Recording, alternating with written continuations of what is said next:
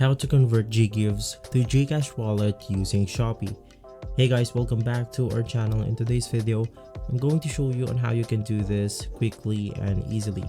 Now basically, first things first, you want to go ahead and open up your Gcash account right here. You cannot go ahead and do this if your account is not verified, so make sure you get that process done.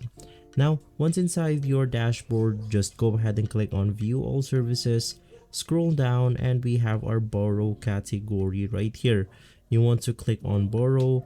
Inside we have the Gloan, Ggives, and borrow loath. Now if you go ahead and click on Ggives right here, unfortunately you cannot go ahead and directly use this to convert it to your Gcash wallet.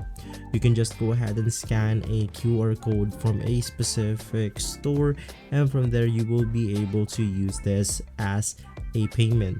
Now the other alternative method is by once again navigating through the borrow category, click on Gloan, and from here this is basically pretty much the same thing.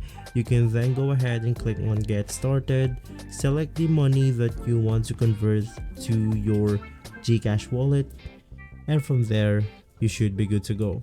And so guys, if this video has been helpful, leave a like and subscribe. I'll see you on the next one. Thank you.